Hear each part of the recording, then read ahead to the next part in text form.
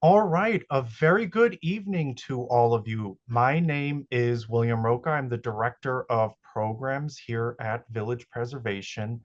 I am incredibly excited. This evening, we're going to have Dr. Carita Brown and her husband, Charlie Palmer. They're joining us to speak about their wonderful new book, the new Brownies Book. But before I formally introduce them, just want to tell you a little bit about Village Preservation if you are unfamiliar with us. We were founded back in 1980. We work to document, celebrate, and preserve the special cultural, architectural, and historical heritage of Greenwich Village, the East Village, and NoHo. We've helped secure landmark designation for over 1,300 buildings at this point, and we host about 75 free programs like this throughout the year. We are a members-based organization, so your support is incredibly important to us. If you'd like, take a moment, scan that QR code that you see on your screen, and it will take you to learn more about becoming a Village Preservation member. There's different membership tiers, and there's also some really wonderful benefits to becoming a member other than helping support the work that we do. Part of membership benefits is getting first dibs on registering for all our programs. And we also do members only programs throughout the year as well.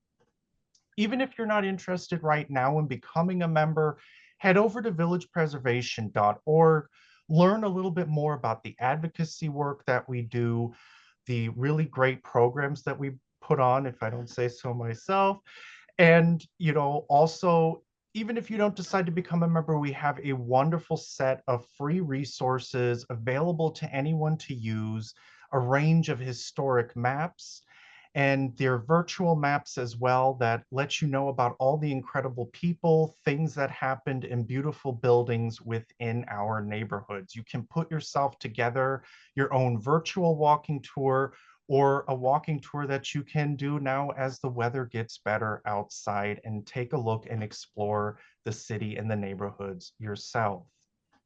Now, just to give you an update on some upcoming programs, next Tuesday we have Strolling the Village with Fitz Green Halleck. He was a 19th century poet known as the American Byron. If you'd like to join us, this will be an in-person program. You can register at villagepreservation.org, and that will be next Tuesday, March 4th at 5:30 p.m. It is also award season. Yes, we see all the Hollywood awards, but we are talking about the Village Awards, our version of the Oscars. It's your chance to nominate an individual or an organization that you feel has really contributed to the neighborhood, has made it a better place. There's been over 260 awards given. We've been running the awards since 1991. This is really a wonderful chance to help recognize a person, organization, place that really means a lot to you, and you really would like to see them highlighted. Head over to villagepreservation.org and you can take a look at the Village Awards under the Events tab. There is a easy peasy form that you can fill out right there, and we are accepting nominations until March 10th. Now it is my incredible pleasure to formally introduce this evening's guests. We've been trying to get this program together for a year, so I'm so happy to have them here. So this evening, we are joined by Dr. Carita L. Brown. She's a professor, oral historian, and writer whose research centers on the race, historical transformations, and the fullness of Black life. She's an educator, public speaker, author, and humanist, and is known for empowering her readership, students, and organizations to be active participants in driving equity and justice. Dr. Brown previously served as the Diane Nash Descendants of Emancipation Chair at Fisk University's John Lewis Center for Social Justice and the inaugural Director of Racial Equity and Action for the Los Angeles Lakers. She's currently a professor of sociology at Emory University. Charlie Brown is Charlie, oh my God, Charlie Palmer. Right. Charlie Palmer is award-winning fine artist and illustrator, and his artwork is absolutely wonderful. His artwork bears witness to African ancestry and contemporary experiences from his paintings to his illustrated children's books, which include The Teacher's March, How Selma's Teachers Changed History, The Legend of Gravity, and Keep Your Head Up. Palmer's paintings can be found in major museums, sports stadiums, and private personal and corporate collections. He has also created art for the cover of the John Legend Grammy Award-winning album Bigger Love and for the cover of Time magazine. And Charlie, my sincere apologies for that slip up, but it is my great pleasure to have you both join us this evening. I'm so excited. So I'm going to stop sharing my screen for the moment. And yes, I would just love for both of you to tell us a little bit about this really wonderful, beautiful book, how it got started, where you found out the idea and how you started to put this project together. Okay, you're gonna start, wife? No. So I've had the pleasure of doing, I think like 15 children books, and I've enjoyed the journey. I honestly have found it very difficult to. First of all, I'm sorry. Thank you for having us here today. I shouldn't jump right into who and what I am, but one of the things that I kind of had a conversation with Dr. Karita Brown, my wife, about is if she was to create a children's book, what would it be about? What would it look like? And I think that that was the beginning of the idea of what she might do, but it led to what we ended up doing together as a collaborative. I was more of the curator when it came to the artwork that was a part of the book, and Karita was more of the editor. But we both contribute a little bit of writing and everything to the book. But if you would, wife, tell them a little bit more about your background when it comes to Du Bois. Yeah, so I am a sociologist, as was W.E.B. Du Bois. Du Bois is somebody who has been a part of my life, like through my entire intellectual journey, coming into my own as a scholar. I have written academic articles and books about him. My dissertation was inspired by his research methods. And yet, no matter how much you study Du Bois's work, you never fully get to know him. But at some point, when I was conducting research for a book that I was working on with my co-author, Jose Ixixan, on W.E.B. Du Bois's academic research, I stumbled upon some letters in his archive where he was writing to folks who we would now recognize today as luminaries of the Harlem Renaissance. During that time, they were his contemporaries and his mentees, people like Nara Lelson and Zora Neale Hurston, Laura Wheeler, and Harry Burleigh.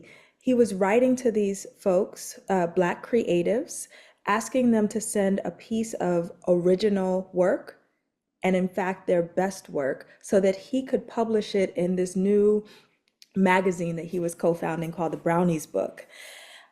He also said in most of these letters, and if you're wondering, I cannot pay you anything right now, but nonetheless, I need you to send me your best work. And I I thought that that was so strange because W.E.B. Du Bois, if you know anything about him, he's very, very formal. He is very, very aloof, some would say. And those letters I would consider, kind of him begging. And it just led me down this road. What would be so important to W.E.B. Du Bois that he would kind of like grovel for luminaries, for creatives to give him free work? And that led me down a path to research this Brownies book, and I learned that it was the very first children's magazine to center and highlight and focus and represent the joy and beauty of Black children. So it just sparked something in me, and I started sharing what I was learning with Charlie. We were dating at the time. And, the conversation evolved over time from someone should do this. This magazine from 100 years ago, okay, he founded it in 1920. We used to say someone should do this, and that conversation eventually evolved into we should do this. And thus began our journey then as husband and wife for co-producing the new Brownies book, A Love Letter to Black Families. Wonderful. Well, if it's all right with both of you, I would love to share the little short video about the book so folks can have a chance to take a peek inside. So let me share sound.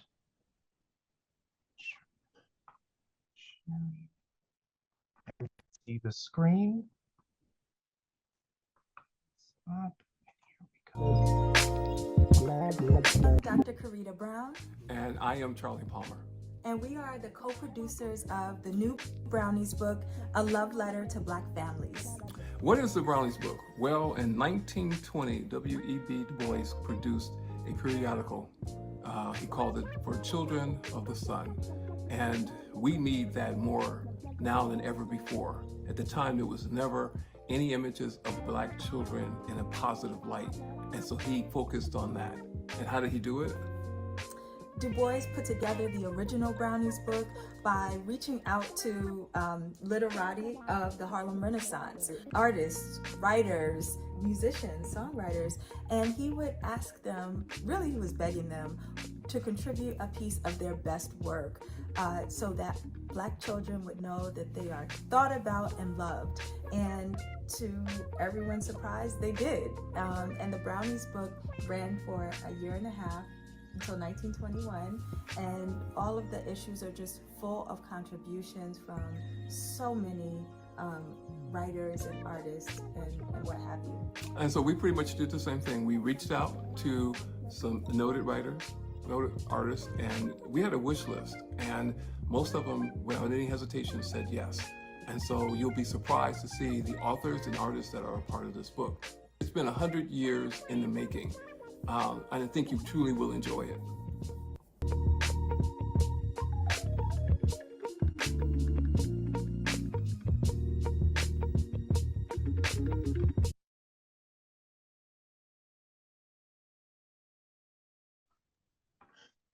So now I'm very excited to dive in and really discuss the book a little bit more.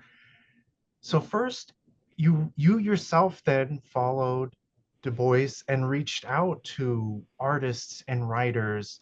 What kind of process did you use to find people? And I'm sure that there probably were more than you could include in the book. How did you decide to select what was included? That was not an easy thing to do. One of the things like that we mentioned in that scissor reel is that we had a wish list. Probably 75 to 100, but we had like our top 50. And so we did have a bit of a budget, so we were able to pay everybody for contributing. But of the initial 50 people that we invited, we were hoping, and fingers crossed, we'd get 25 of them. We got a resounding and quick, like 49 of the original 50 that we invited said yes. And it seemed like very many of them were very prepared and ready, needed something at the time, because at the time of the process, this was during the pandemic. And so we were all kind of stuck in our homes, stuck in our studios, stuck in our spaces somewhere, trying to figure out how do we process what we're feeling right now. And so it was an exciting kind of experience, but also a challenging one.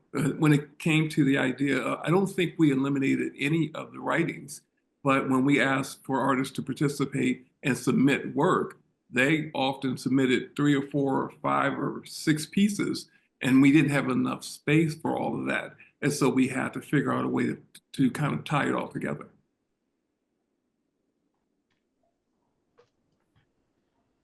And Dr. Brown, I noticed that within the book there are some lovely little essays about Du Bois, Langston Hughes, and the book is for, you said, Black families. So it was interesting to also see there were things for kids, but also for adults. How did you want to put that together to weave together these essays, the artwork? You know, we wanted to keep the spirit of the original Brownies book. And one thing that I love and admire about the original work is that it was a smorgasbord of fun and experience. It was not meant to be read in a linear fashion to just go along story to story. The original Brownies book, you could open up any page of the book and it would take you on a different adventure or journey, whether it was through beautiful art or a little poem, whether it was a conversation that Dr. Du Bois might open up with his audience, where he would ask young children to write him their questions. And he would do kind of like a little Ann Landers panel with them, responding to kids' questions. It was a hodgepodge, but yet it all fit together. There was a rhythm to the original Brownies book, and Charlie and I very much wanted to cultivate that same feeling with the new Brownies book. So our intention was, and we hope all of you feel this, you can just open any page of the new Brownies book and it will take you somewhere new and different and where you need to go that particular day. The book really is aiming to be an expression of the human condition. So there are elements of joy, pain, sunshine, and rain. Shout out to the Ascended Master Frankie Beverly. Okay. So there are stories that deal with some harder subjects like death and loss and mourning through a child's eyes. There are just silly, fun stories and adventures and everything in between. So we wanted to cultivate that and also bring some of the historical elements forward in the new Brownies book. So, William, you mentioned Langston Hughes, and one of my favorite stories about the original Brownies book is that a young man still in high school wrote to Dr. W.E.B. Du Bois back in 1919, and he thought that he was a pretty good poet. So he sent Du Bois a couple of his poems and a few short stories. Du Bois agreed that this young person had some talent, and he ended up publishing this person's work in the Brownies book. That was Langston Hughes. His very first published works were published in the Brownies book. So it was amazing to see how Du Bois understood the intergenerational power that the Brownies book could have as well, in terms of publishing noted creatives alongside up and coming young creatives. It created a platform that elevated everybody's voices and exposed them to different audiences.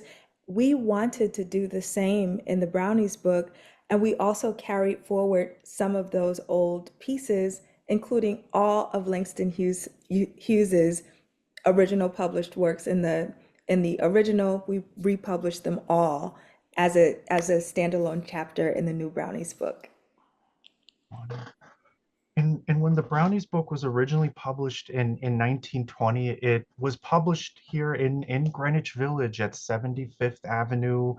That building, which was landmarked in 2021, thankfully, was the headquarters for the NAACP. It's where The Crisis was published and the Brownies book. Why do you think it's so important to have this book in this resurrected form, this updated form in the 2020s? Hmm. That's such a great question. I think the truth is the more things change, the more they stay the same. I think that this is we talk about it is a love letter to Black families, but it's really a love letter to families. It's showing how more we're common than we are different. how much more we are alike. And I think it's important, especially now with everything that we're seeing, that children know that we're listening, that we see them, that we love them, that we're inspired by them. I think it becomes important to every once in a while just revisit that idea. It's like I think it revisit so much about the importance of our contributions. And now I am talking Black people because we have the Black writers, we have the Black artists of this book, and some of them are doing absolutely amazing things, but we don't get acknowledged as much as we should. And so it is one way of expressing this love and celebrating this love. And one of the things that I really love about the book is that there are some pieces by children and students. There was even from Fisk University, the students. Why do you feel it was so important to include that young person's perspective within the book? Oh my goodness. Oh, because young people's voices matter, because Du Bois and his co-editors understood that in the original Brownies book. I shared the Langston Hughes story, but he published many a young writer and young artist. Um, so we just knew that that was not only an opportunity that we had as co-producers of the new Brownies book. We had a lot of license over who and what got made it into the book. So we wanted to open those doors, but it wasn't just an opportunity, it was a responsibility to do so. And it made the book better. Our youngest contributor was 5 years old at the time of writing. She was 7 when the book got published. Zoe Jones, and she wrote a beautiful poem that's published in the Brownies book. And I want you to think about the power of that. Not only is the poem is brilliant and beautiful and actually one of our favorite works in the whole book, but Zoe at 7 is published alongside Into Shaki Shange. Wow. Okay? So just what that means in the universe, how affirming that is, what that births in that child's mind as she sees herself now. Zoe is, what is she now, babe? 9 or almost And 10? she's not old. I mean, the thing is that, yeah, she wrote that when she was 5. And, 3 or almost 4 years later, she's still glowing. Yes. She walks around and she claims proudly that she's an author. Yeah. And she is. And I think even for Black History Month this year, she may have presented the Brownies book again. And also, made it aware among her classmates that Dr. Korea Brown is one of her best friends. That is true. We are besties. And so it mattered. And then, like, we also had the opportunity to um, uh, shine some light on Fisk University. So, for those of you who don't know, fun fact about W.E.B. Du Bois, yes, he was the first Black American to earn a PhD from Harvard University. But before he was a Harvard man, W.E.B. Du Bois was a Fisk man. He earned his bachelor's degree at the HBCU Fisk University, where he continued to attribute much of his success and intellectualism. It was very important to him as a formative institution. So Charlie and I set up a fellowship, an editorial fellowship up for Fisk students. There were 5 students who joined this program, and they helped edit the pieces as they came in from the contributors. They were very, very involved in the production process of the Brownies book, right? And you can imagine, like, for 2 semesters, I'm meeting every week with this group of students. They're getting really into the readings. And at some point, they asked if they could contribute a piece. So, I didn't promise them anything. I'm like, we'll see. Let's see what you got. And they all contributed fantastic work, from poetry to stories, a short play. I mean, just amazing stuff. So, all of our Fisk editorial fellows are also authors in the new Brownies book. And I think that that is such a important act of what Dr. Marcus Anthony Hunter calls intellectual reparations. Mm. It's it's shining that light and love on Fisk, an institution that doesn't always get the light that it deserves. It is also passing the baton to those Fisk students who we know would be so important to W.E.B. Du Bois, were he with us right now. And it just, we wanted that spirit of, the relay continuing with this book. I have a feeling we're going to be seeing Zoe's work in many, many future publications.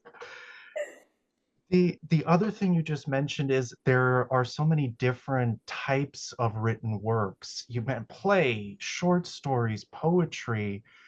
Why was it important to include so many different forms of written work? And how did you, kind of decide to place them within the book? What made them critical to have within the book?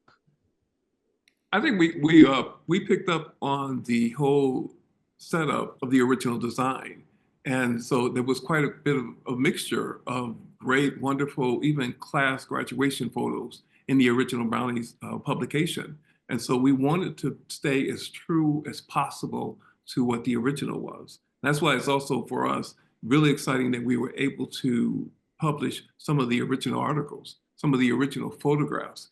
And I think that when we talk about, which I love, is the fact that we did use some current FIS students, but there's an article written, was it Yolanda, Yolande?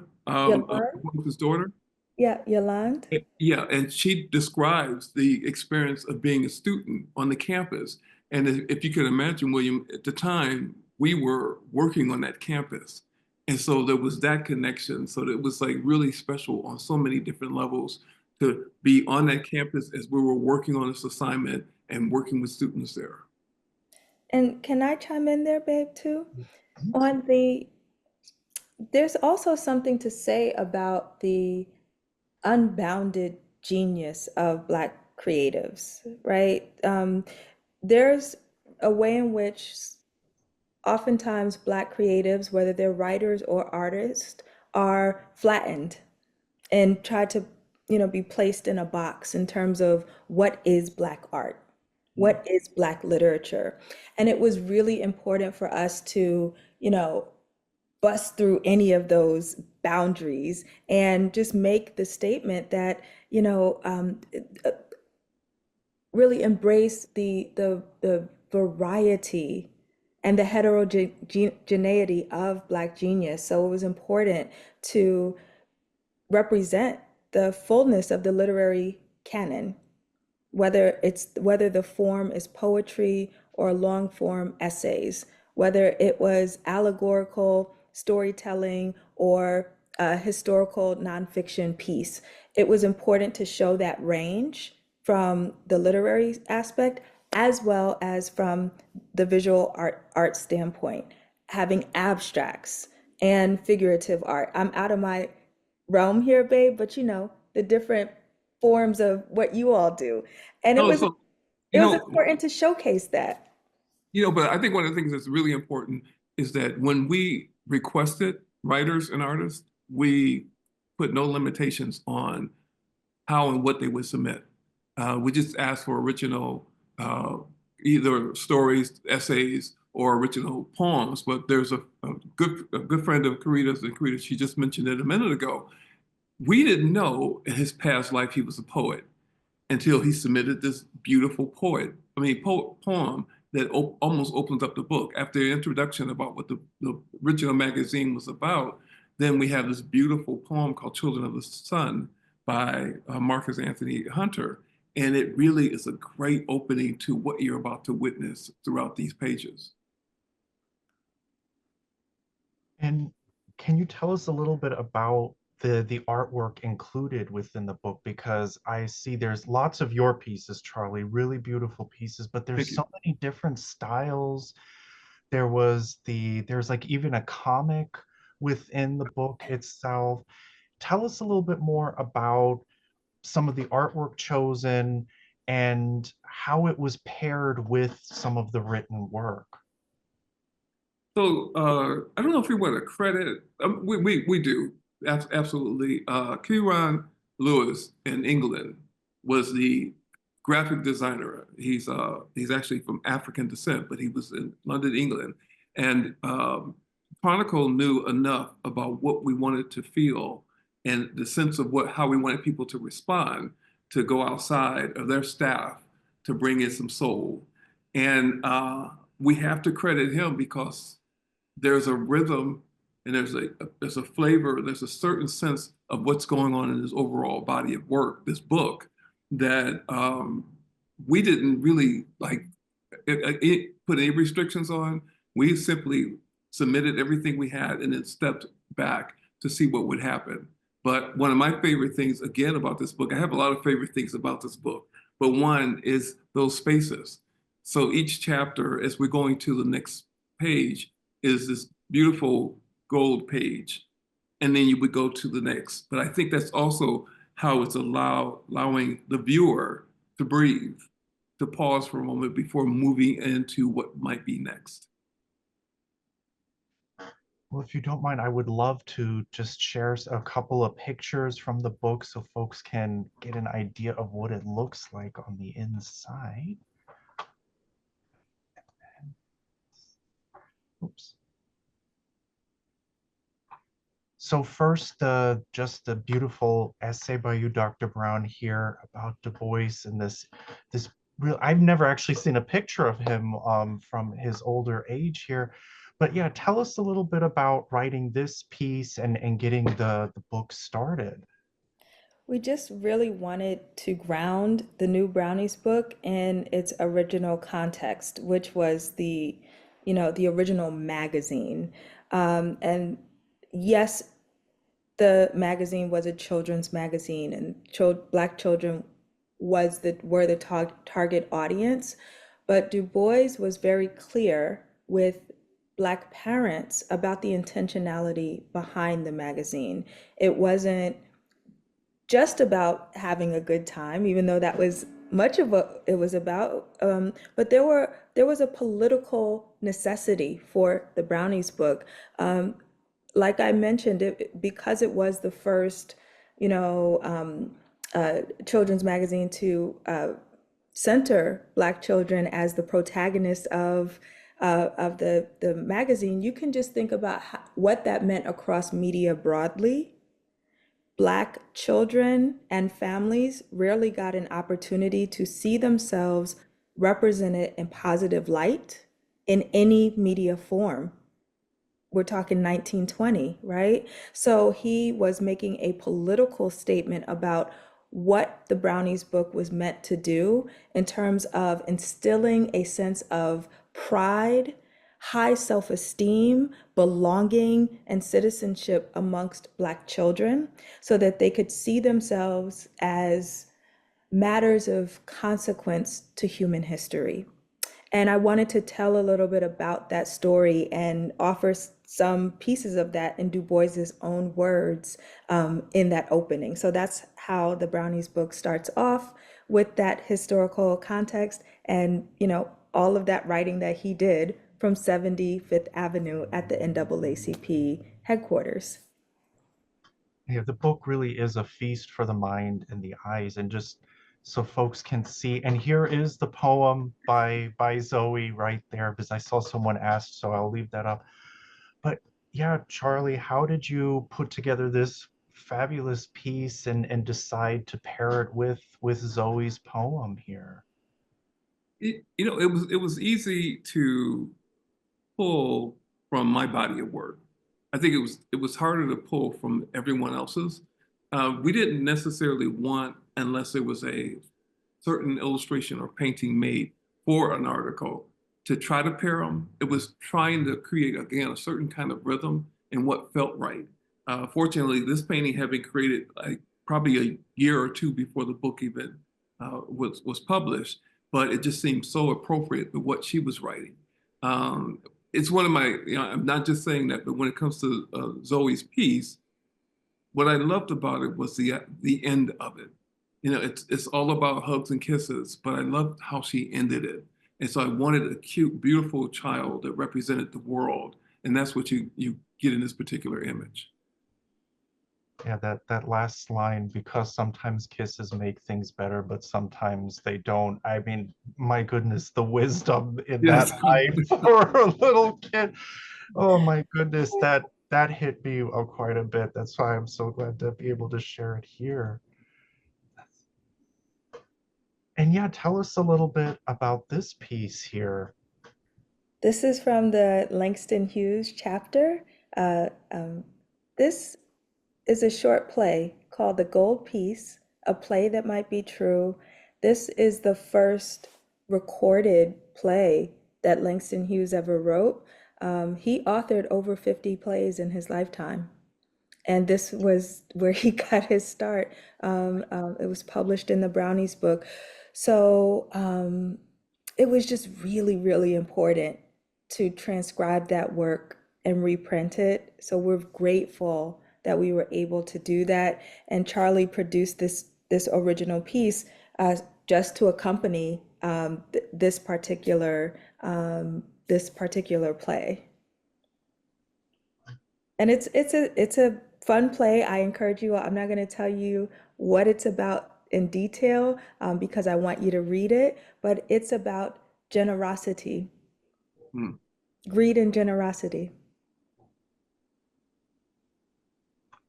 And then this one here. Yeah, tell us a little bit about this piece. The original piece is called Mule. And again, it just happened to be one of the pieces I already had in my portfolio, but it was right. But it's also like an experimental piece, like of a series of works that I've done that are more fine art. This was something that's a combination of more graphic, but with fine art in it and abstract. It's a piece that you'll rarely see from me, which is with animals. But I had seen a photograph originally. Actually, it was a combination of two photographs, and I saw this black and white photograph and immediately wanted to do something that reminded me or reflected my childhood growing up in Alabama. And looking at like my uncles and my cousins and everything like that, and the overalls. So this was an absolutely fun piece for me. It's gorgeous. It takes my breath away. It reminds me of my grandfather every time I see it. Mm. And then we have some pieces by some other artists. And as we've already talked about, there's a variety of different styles. Were there any particular ones that you felt fit really, really well with the book, or things that you weren't able to include that you wish you had been able to include from other artists? One of the things we were leery of is like Karita had mentioned earlier on that when the original artists and writers that submitted for the publication for the magazine, they were not compensated. In our case, like I said, we had a little bit of a budget, and we told them what we were willing to pay for an illustration or a essay. But with people submitting so much, we were really tempted to use more of their work, but we didn't want to feel like we were abusing the opportunity. And now that I've realized in having conversations with some of these artists and writers, they would have loved to have had more. If you notice, William, when you go through the book, there are so many illustrations done by me, and that was because we didn't want to keep overusing our welcome, you know.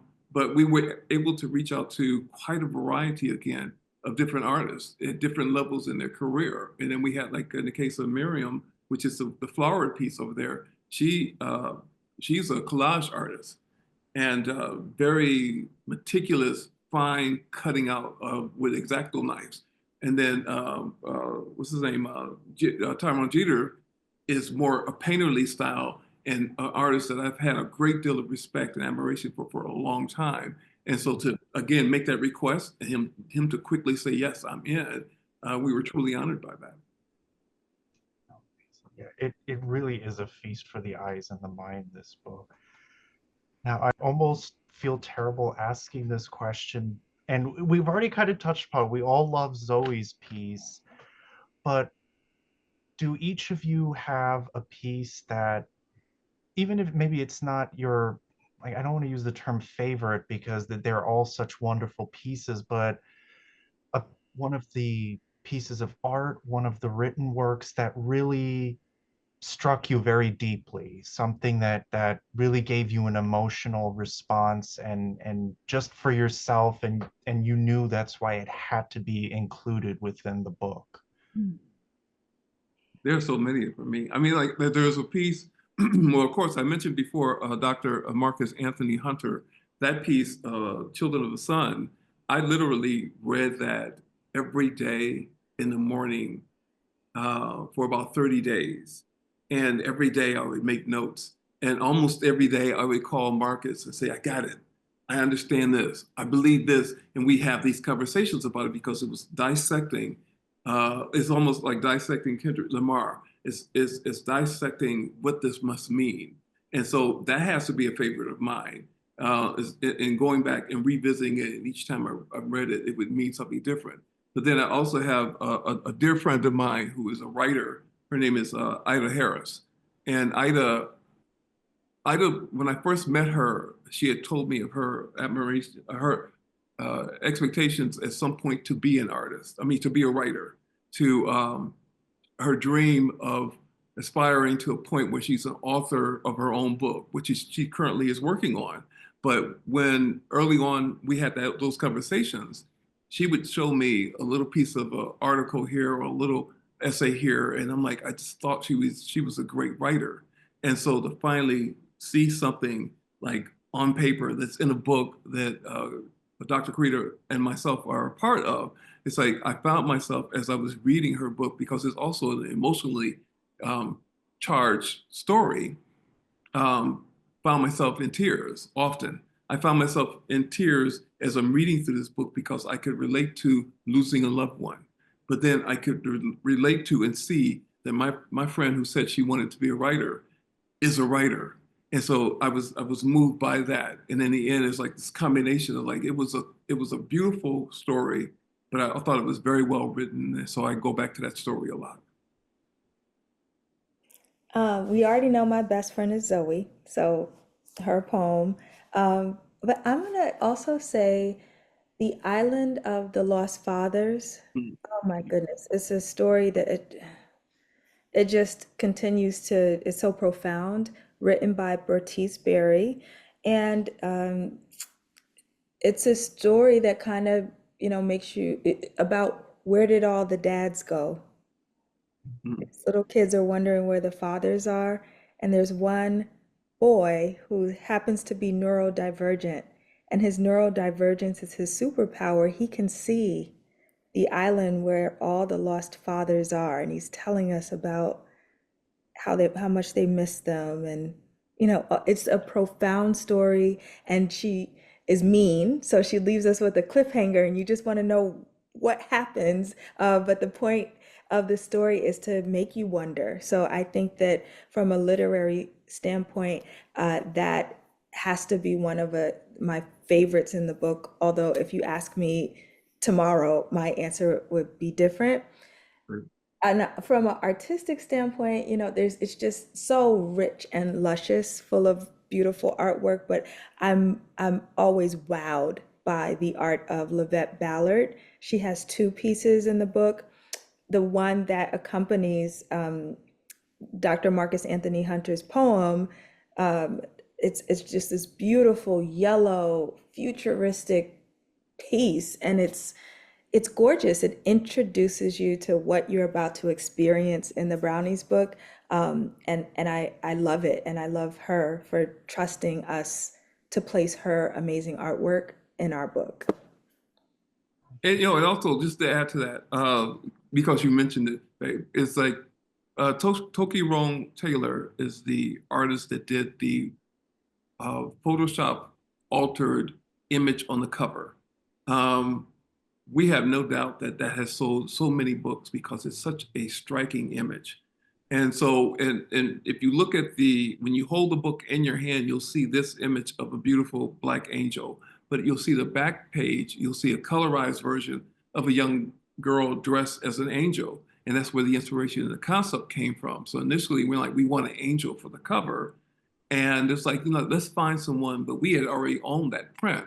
And so Karina and I looked at each other and said, you think Toki would let us use this? Because if we could, this would be perfect for the cover. It's a really beautiful cover.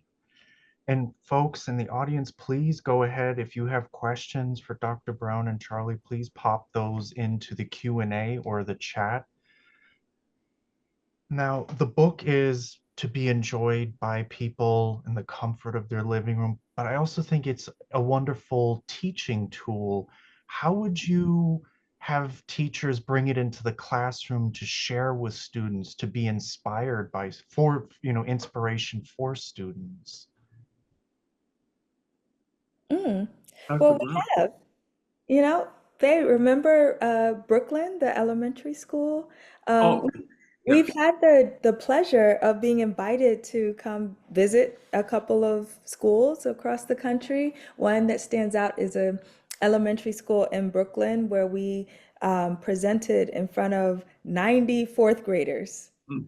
I mean, me and Charlie were so scared. Like that was the toughest audience It ever. is terrifying. Yes, but we did a Brownies book, activation where the main part of the event was a paint with Charlie session. So he painted, he invoked he inspired, tasked the children with coming up with a word that describes how they feel and then to paint what that looks like. So we got them painting. We talked about the Brownies book a little bit. I read some poetry, but it was a beautiful way to engage children in art and literature in their own learning environment alongside their teachers and really have that kind of experience. We've done different versions of that, and it doesn't always have to be Charlie and I. Sometimes it's the artists, other artists and writers from the Brownies book. So that's just one way that we've actually, been able to have the good fortune to be a part of bringing the Brownies book to the classroom. But I do hope that teachers and librarians across the country feel inspired and empowered to activate this book in so many different ways. The stories and the art really should jump off of the page and inspire, activity and conversation and questions and wonder. So we do hope that more of that is happening. And are there plans for a follow-up? Because you mentioned in our conversation all of the things that you weren't able to unfortunately include in this version. Is there thinking about making another book or expanding it into another type of a project? Hmm. That's a very great question. I love the idea of another form of expression, perhaps a play or something like that, an animated film. But quite honestly, it's like we're both like so busy with different projects. I just had a book birthday about a month and a half ago, and Dr. Karina Brown is currently getting ready for the release of her next book. And I'm currently like sitting in my studio right now, working on the frames for another children's book. And so it's like there's always so many other projects that we have going on. And then we're both teaching. Mostly, Karina has a pretty full schedule as a professor. I'm only teaching one class right now. People have mentioned early on when we first started touring the book, will there be a sequel? Will there be a volume two? And our response to that has been, we would love to see a volume two, but we would love to be a participant but not so much overseeing it as we did this one because it's quite consuming. But it was a joy ride. And for any of y'all who have worked with your partner to do anything, it's like if you get it right the first time and you like each other more after you finish that thing, don't try to do it again. Like just take the win. Okay. Oh, this has been absolutely wonderful. Let me see if there's any questions from the audience at this time. Well, are there any last thoughts or comments that you would like to wrap the evening up with on inspiring folks to go and read this wonderful work that you've put together? Well, I want to give a shout out to the NAACP, which of course we know had its headquarters originally in Greenwich Village. One of the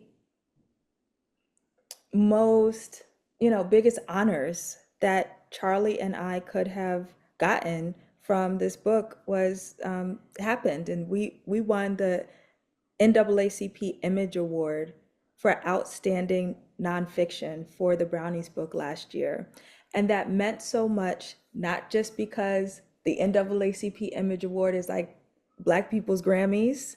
It's also because it it was a testament to the very thing that Du Bois started with that very organization. Receiving that recognition really showed us that, our intentions were felt, that the heart that we brought to the book resonated with a broader audience. So that's the part that makes me overjoyed every day to know that we had something to do with this.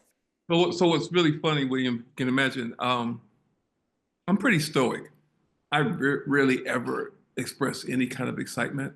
And so even in winning the award initially, like Carito's like, I'm going to LA, I'm going to go receive it. I'm like, go have fun. And great, we're excited, we won, yay. But I was unaware that because we co-authored, that I got a trophy too, you know? So when the box arrived and there were two of them, that's when I lost my cool. Because I'm like, you know what? You can have it, you can put it in your office, babe, it's yours. And when two of them came, it's like, yes. And so I was really excited because I have my own trophy. But it was truly an honor and a total surprise. And I think what it's very important to us in honoring the boys is to know that we're doing good work, and this was a confirmation that we were doing good work. Oh, absolutely well deserved. Well, a huge thank you to both of you for joining us this evening and talking about your wonderful work. And we're looking forward to both of your future upcoming works. I think future book by Dr. Brown, a future book by Charlie Palmer. We're all very excited to see your future work as well. But everyone, please go out, get the book, the new Brownies book, A Love Letter to Black Families. It is just a really lovely book. I really enjoyed it going through it myself. And just as we even saw with that poem by Zoe there are a lot of things that do touch you very deeply. So it is a wonderful, wonderful thing that you have both put together, and we're very thankful for it. Our audience, thank you so much for joining us this evening. It's always wonderful to have you, and we look forward to having you at future programs. Dr. Brown, Charlie, I wish you both a very good evening and a huge thank you again for joining us this evening. Thank you. Thank you for having us. We had a great time. Thank you. Take care. Bye.